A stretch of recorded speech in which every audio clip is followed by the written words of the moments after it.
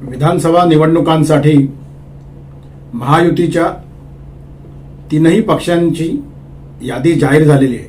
अर्थात आणखीन एक यादी पण येणार आहे, पण पहिली यादी जाहीर झालेली आहे. नवीन चेहऱ्यांना संधी, पण घराणेशाही कायमच. एकाच घरात दोन वेगवेगळे राजकीय पक्ष. तर काही ठिकाणी भाऊ भाऊ देखील रिंगणात. तर मनसे देखील नव्या उमेदीनी आणि नव्या जोमानी विधानसभा निवडणुकांमध्ये रिंगणात उतरतोय. या आणि अशाच मुद्द्यांवर आज आपण बोलणार आहोत. त्यामुळे कुठेही जाऊ नका, बघत राहा तुमचं आवडतं यूट्यूब चॅनल ऑफिशियल अजय निकते. नमस्कार मित्रांनो. महायुतीची तीनही पक्ष, भारतीय जनता पक्ष, शिवसेना शिंदे गट आणि राष्ट्रवादी काँग्रेस अजितदादा गट, या तिन्ही पक्षांच्या पहिल्या यादी जाहीर झालेल्या आहेत. किमान यादी जाहीर करण्यात तरी त्यांनी आघाडी मारलेली आहे. आणि आघाडीनी म्हणजे महाविकास आघाडीनी तब्बल डझनवार बैठका घेऊन अजूनपर्यंत एकही उमेदवार, एकही यादी जाहीर केलेली नाही आहे. त्याचबरोबरीने महाराष्ट्र नवनिर्माण सेना, राज ठाकरे यांचा पक्ष यांनी देखील यावेळेला नव्या उमेदींनी, नव्या जोमानी विधानसभेच्या रिंगणात उडी मारलेली आहे. त्यांनी देखील पहिले त्यांचे 45 उमेदवार जाहीर केलेले आहेत. पहिली यादी त्यांची जाहीर झालेली आहे. तर याकडे आज आपण लक्ष टाकणार आहोत. या संदर्भात आपण बोलणार आहोत. त्या यादींची काही वैशिष्ट्य आहेत, काही गोष्टी आहेत, त्या आपण आज बोलू. पहिले आपण भाजपच्या यादीकडे परवा आपण बोललो होतो परवाच्या व्हिडिओत. त्यातली काही वैशिष्ट्य मी तुम्हाला सांगतो. म्हणजे त्यांनी नवीन चेहरे दिलेले आहेत, जवळपास 7-8 नवीन चेहरे दिलेले आहेत. पण नवीन चेहरे देताना घराणेशाही मात्र कायम ठेवलेली आहे. बघा तुम्ही, खामगावमधून पांडुरंग फुंडकर यांचे सुपुत्र आकाश फुंडकरांना उमेदवारी दिली आहे. हिंगण्यामधून दत्तात्रय मेघे यांचे पुत्र समीर मेघे, भोकरमधून अशोकराव चव्हाण यांच्या कन्या श्रीजया चव्हाण, भोकरदनमधून रावसाहेब दानवे यांचे पुत्र संतोष दानवे, श्रीगोंद्यामधून बबनराव पाचपुते यांच्या पत्नी प्रतिभाताई पाचपुते आणि कल्याण पूर्वमधून गणपतराव गायकवाड यांच्या पत्नी सुलभाताई गायकवाड. नवीन चेहऱ्यांना संधी तर दिलेलीच आहे, पण घराणेशाहीची कास मात्र सोडलेली नाहीये. कारण एकच, निवडून येण्याची क्षमता, इलेक्टोरल मेरिट. तिथे कार्यकर्ते नाहीयेत का? तिथे काम करणारे इतर पदाधिकारी नाहीयेत का? मग जसं नेहमी बोललं जातं, म्हणजे राजकीय पक्षाविषयी आला की नेहमीच बोललं जातं की कार्यकर्त्यांनी काय फक्त सतरंज्या उचलायच्या का, झेंडे लावायचे का? तर त्यालाच अनुसरून सर्वच राजकीय पक्ष त्यांचे निर्णय घेत असतात. घराणेशाहीची कास काही कोणी सोडायला तयार नसतं. भाषणामध्ये फक्त बोलायचं असतं. तीच बाब तुम्ही शिवसेनेच्या म्हणजे एकनाथ शिंदे यांच्या यादीमध्ये देखील बघू शकता. नवीन चेहरे त्यांनी देखील दिलेले आहेत. म्हणजे कोण? राजापूरमधून किरण सामंत, मंत्री महोदय उदय सामंत यांचे बंधू. दर्यापूरमधून अभिजित अडसूळ, आनंदराव अडसूळ यांचा पुत्र. पैठणमधून विलास भुमरे, सांदीपान भुमरे यांचा पुत्र. खानापूरमधून सुहास अनिल बाबर यांचा पुत्र. जोगेश्वरीमधून जेमतेम 250-300-400 मतांच्या मताधिक्याने निवडून आलेले खासदार रवींद्र वायकर यांच्या पत्नी मनीषाताई वायकर. इथे देखील तेच, घराणेशाहीची परंपरा कायम ठेवलेली आहे. भाजपच्या यादीचं आणखीन एक वैशिष्ट्य असं आहे की त्यांनी मुंबईमधल्या तब्बल 14 जागा जाहीर केलेल्या आहेत. पहिल्या यादीमध्ये मुंबईत जागा आहेत 36, 14 जागा भाजपने जाहीर केलेल्या आहेत. उरलेल्या जागा म्हणजे 22 जागा राहिल्या. एकनाथ शिंदेच्या यादीमध्ये देखील काही नावं आलेली आहेत मुंबईतल्या जागांची. आता आपण वळूया मनसेच्या यादीकडे. मनसे 2014 आणि त्याच्या आधी 2009ला त्यांनी अत्यंत उत्तम ज्याला म्हणता येईल ना रिझल्ट दिला होता किंवा अत्यंत उत्तम त्यांनी त्यांची काय म्हणतात त्याला त्यांची बॅटिंग जबरदस्त जोरदार झाली होती. त्यांचे चांगल्या संख्येने आमदार निवडून आले होते. यावेळेला मनसेच्या वैशिष्ट्यामध्ये सर्वात महत्वाची गोष्ट अशी आहे की ठाकरे घराण्यातनं ठाकरे कुटुंबियांमधनं आणखीन एक ठाकरे विधानसभेच्या रिंगणात उतरतोय आणि लोकांमधनं निवडून येण्यासाठी उतरतोय. हे वैशिष्ट्य आहे, हे महत्वाचं आहे. तिकडे शिवसेना जेव्हा एकसंघ होती तेव्हा आदित्य ठाकरे यांनी स्वतःचं नशीब आजमावलेलं होतं वरळीमधनं आणि आदित्य ठाकरे निवडून आले होते. पण अर्थात तेव्हा तिथे महाराष्ट्र नवनिर्माण सेनेने त्यांचा उमेदवार दिला नव्हता, उमेदवार उभा केला नव्हता. असं म्हटलं जातं की काकांनी पुतण्याला दिलेली ती एक गिफ्ट होती. अर्थात तो राजकारणाचा भाग आहे. त्यांनी गिफ्ट दिली म्हणून उद्धव ठाकरेंनी परत अमित ठाकरेला गिफ्ट द्यावी असं काही समजण्याचं आणि असं काही मानण्याचं कारण नाही. तो आजचा विषय पण नाही आपला. मनसेच्या यादीमध्ये माहीममधून अमित ठाकरे आहेत. अत्यंत जुने जाणते आणि ज्यांना अभ्यासू म्हटलं जातं. राज ठाकरे यांच्या अगदी पहिल्या दिवसापासून जे अत्यंत जवळचे सहकारी आहेत ते शिरीष सावंत यांना भांडूप पश्चिममधनं उमेदवारी दिलेली आहे.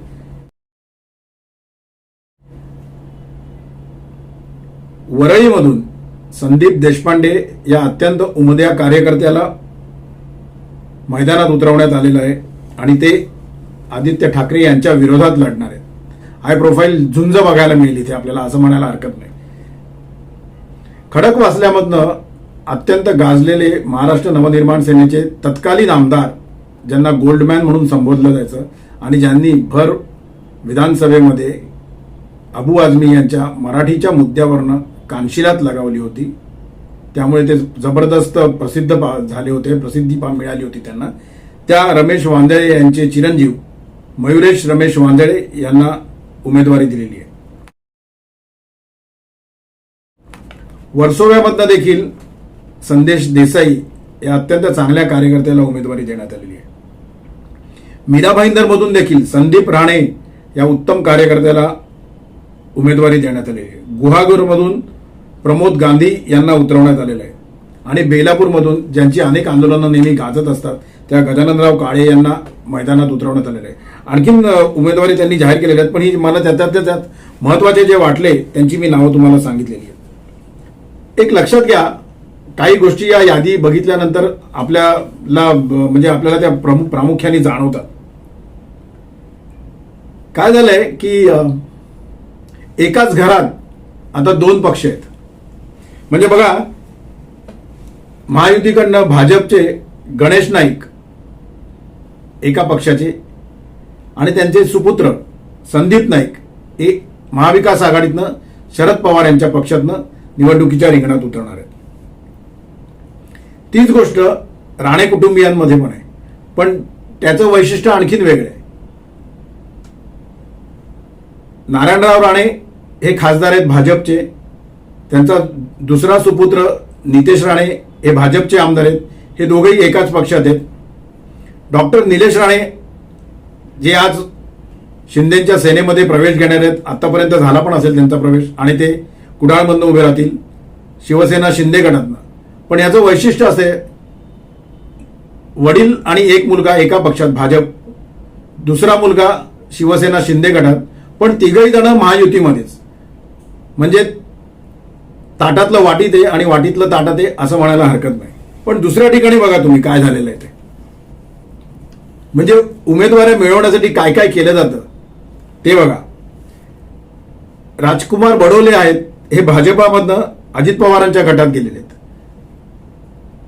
म्हणजे महायुतीमध्येच आहेत ते. मग मगाशी म्हणाल तसं ताटातनं वाटीत गेलेलं आहे. जसं निलेश राणे भाजपामध्ये होते, ते शिवसेना शिंदे गटात गेलेले आहेत, ताटातलं वाटीत गेलेलं आहे. पक्ष बदलला, पण ज्या ठिकाणी आपली मोठ बांधलेली आहे, ज्या एका काही ठराविक विचारांनी एकत्र आलेले, ते विचार सोडलेले नाहीयेत, ताटातनं वाटीत गेलेलं आहे. राष्ट्रवादीच्या ही जी यादी जाहीर झाली आहे त्याचं आणखीन एक वैशिष्ट्य असं आहे की पहिल्या यादीमध्ये नवाब मलिक हे अत्यंत वादग्रस्त व्यक्तिमत्व राष्ट्रवादीचं जे आहे त्यांना अजूनपर्यंत उमेदवारी जाहीर केलेली नाहीये. आणि आश्चर्याची बाब अशी की त्यांची कन्या सना मलिक यांचं देखील तिकीट अजून जाहीर झालेलं नाहीये. असं म्हटलं जातं की अमित शहा यांचा ग्रीन सिग्नल आल्यानंतर त्यांच्या उमेदवाऱ्या जाहीर होतील. सुनील टिंगरे यांचं देखील नाव राष्ट्रवादीच्या पहिल्या यादीमध्ये नाहीये. ही देखील धक्कादायक बाब आहे. हर्षवर्धन पाटील, मगाशी जो आपण विषय म्हणत होतो तो हर्षवर्धन पाटील पण बघा महायुतीमध्ये होते, तिकीट मिळत नाही. विचारसरणी ज्याला म्हणता येईल, जी सत्तेसाठी म्हणून एकत्र आली होती. विचारसरणी खरं तर म्हणायलाच नको, सत्ता ही एकच विचारसरणी आहे, पण ती सत्तेसाठीच परत भाजपची साथ सोडली आणि थेट महाविकास आघाडीमध्ये गेले, शरद पवारांच्या गटात गेलेले.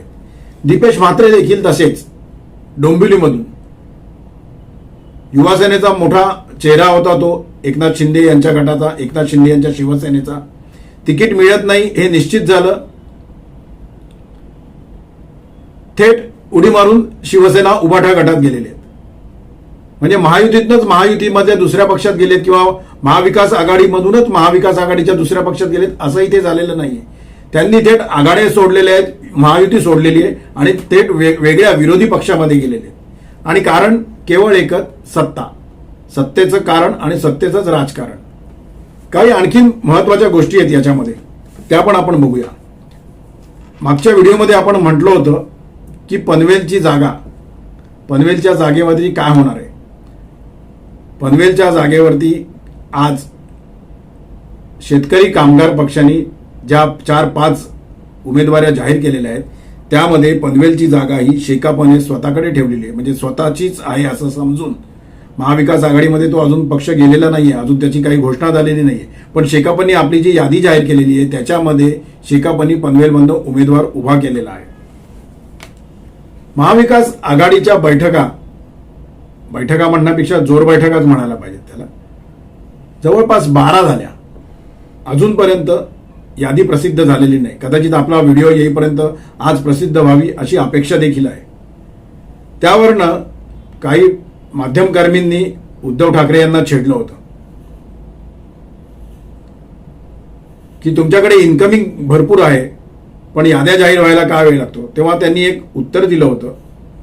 ते म्हणाले होते की आम्ही सत्तेवरती येणार आहोत म्हणून आमच्याकडे इन्कमिंग जास्त आहे, म्हणून आमच्याकडे इच्छुक जास्त आहेत. पण महाविकास आघाडीचं जेव्हा जागा वाटप जाहीर होईल तेव्हा उभाठा गटाला काँग्रेस आणि प्रामुख्याने नाना पटोले आणि त्यांना आशीर्वाद देणारे दिल्लीतले काही श्रेष्ठी हे 100 तरी पार करून देणार आहेत का. शिवसेना उभाठा गटाला 100 तरी जागा लढवायला मिळतील का हे बघणं औत्सुक्याचं ठरणार आहे. याचं कारण असं आहे, जर 100 जागा मिळणार नसतील तर काल आपण जे म्हणालो होतो ते स्ट्राईक रेटच्या जेव्हा गुणांकन केलं जाईल, 100 जागा मिळाल्या नाहीत तर उभाटा गट किती जागा लढेल आणि त्यातल्या किती निवडून येईल. मग या मगाशी उद्धव ठाकरे जे म्हणाले होते त्या इन्कमिंगचा अर्थ काय राहील. आजचा व्हिडिओ हा मी केवळ महाराष्ट्र नवनिर्माण सेना, राष्ट्रवादी अजितदादा गट आणि शिवसेना शिंदे गट यांची यादी जाहीर झाली म्हणून मुद्दाम करायला घेतला होता आणि त्या संदर्भात आपण बोललो होतो. खरं तर राष्ट्रवादीची जी यादी जाहीर झाली ना त्याच्यामध्ये बघायला गेलात तुम्ही तर असं म्हटलं जातं की अजितदादा पवारांकडे जास्त स्कोपच नव्हता उमेदवाऱ्या देण्याच्या बाबतला. कारण तुम्ही त्यांची यादीची नावं बघा. स्वतः अजित पवार, छगन भुजबळ, दिलीप वळसे पाटील, हसन मुश्रीफ, धनंजय मुंडे, नरहरी झिरवळ, आदिती तटकरे, भाजपमध्ये इकडे आलेले राजकुमार बडोले, जुने आहेत तेच एक दौलत दरोडा, शेखर निकम चिपळूणमधनं. एक इंटरेस्टिंग गोष्ट राष्ट्रवादी अजित पवार गटाच्या यादीमध्ये आणि ती म्हणजे ही की मुंब्रा कळवा विधानसभा मतदारसंघातनं जितेंद्र आव्हाड यांच्या समोर त्यांनी जितेंद्र आव्हाड यांचाच एकेकाळचा अत्यंत घनिष्ठ सहकारी नजीब मुल्ला यांची उमेदवारी जाहीर केलेली आहे. जितेंद्र आव्हाड यांच्या विजयामध्ये असं म्हटलं जातं आणि ते सत्य देखील आहे की मुंब्र्यातली जी एक गट्टा मुस्लिम मतदारांची मतं जितेंद्र आव्हाड यांना मिळतात आणि त्या जोरावरती जितेंद्र आव्हाड यांची नय्या पार होते. पण आज आता येणाऱ्या निवडणुकीमध्ये नजीब मुल्ला यांना उमेदवारी देऊन अजितदादा पवार गटांनी म्हणजेच महायुतीने जितेंद्र आव्हाड यांच्यासमोर अत्यंत कडवं आव्हान उभं केलेलं आहे. त्यामुळे त्या मतदारसंघातल्या लढत बघण्यात देखील अत्यंत आपल्याला उत्सुकता असणार आहे आणि ती निश्चितच रंजक ठरणार आहे. देवळालीमधनं देखील सरोज आहिरे यांना उमेदवारी देण्यात आलेली आहे. ते देखील कदाचित महायुतीमध्ये फाटाफूट होण्याची रुसवेफुगवे होण्याची शक्यता आहे. अतुल बेनके जुन्नरमधून जे अजितदादांना सोडून शरद पवारांच्या गटात जातील असं म्हटलं जात होतं, पण ते गेले नाहीत. ते निष्ठेने अजितदादा पवारांबरोबरच राहिले. त्यांना त्या निष्ठेचं फळ मिळालेलं आहे. अतुल बेनके यांना जुन्नरमधून उमेदवारी देण्यात आलेली आहे. एकनाथ शिंदे गटाची जी यादी जाहीर झालेली आहे त्या यादीमध्ये मीडियाने मध्यंतरी अशा काही न्यूज चालवल्या होत्या की ओवळा माजिवडा हा अत्यंत महत्वाचा मतदारसंघ शिवसेना शिंदे गटाकडनं काढून घेऊन तो भारतीय जनता पक्षाला देण्यात येईल, कारण तिथून भाजपमधून एक शालीन व्यक्तिमत्व ती जागा तो मतदारसंघ मागतोय. पण एकनाथ शिंदे यांनी त्यांचा अत्यंत निष्ठावान कार्यकर्ता, त्यांचा अत्यंत निष्ठावान माणूस आणि ज्यांचं ओवळा माजिवड्यामध्ये कामही मोठ्या प्रमाणावरती आहे त्याच प्रतापराव सरनाईकांना उमेदवारी कायम ठेवलेली आहे. दिग्रसमधून देखील अत्यंत वादग्रस्त संजय राठोड त्यांची उमेदवारी एकनाथ शिंदे यांनी कायम ठेवलेली आहे. दोन बंधू उदय सामंत आणि किरण सामंत यांना राजापूर आणि रत्नागिरीमधून उमेदवारी देण्यात आलेली आहे.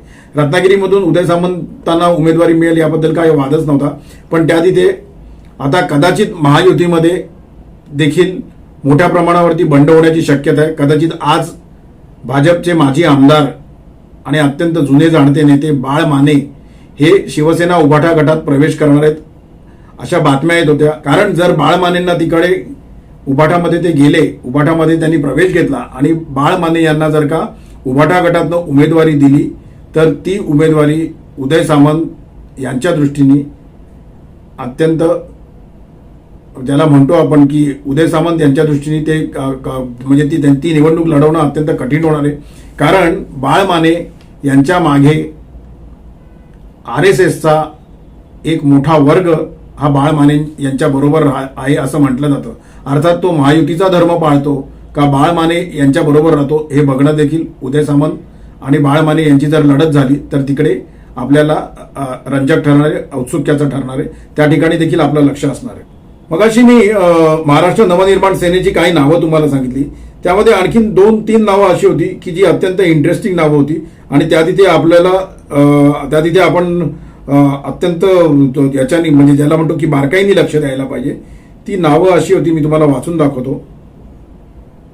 ठाणे शहरात संजय केळकर यांच्या विरुद्ध, जे संजय केळकर हे अत्यंत जुने जाणते भाजपचे नेते, भाजपचे आमदार मानले जातात, त्यांच्या विरुद्ध महाराष्ट्र नवनिर्माण सेनेनी एक अत्यंत उमदा, ज्याला म्हणतो एक अत्यंत उमदा कार्यकर्ता, एक अत्यंत उमदा नेता अविनाश जाधव यांच्या रूपाने उतरवलेला आहे. या ठिकाणची देखील लढत अत्यंत महत्वाची आणि अत्यंत चुरशीची होणार आहे. कल्याण ग्रामीणमध्ये प्रमोद पाटील हे आत्ताचे विद्यमान आमदार आहेत.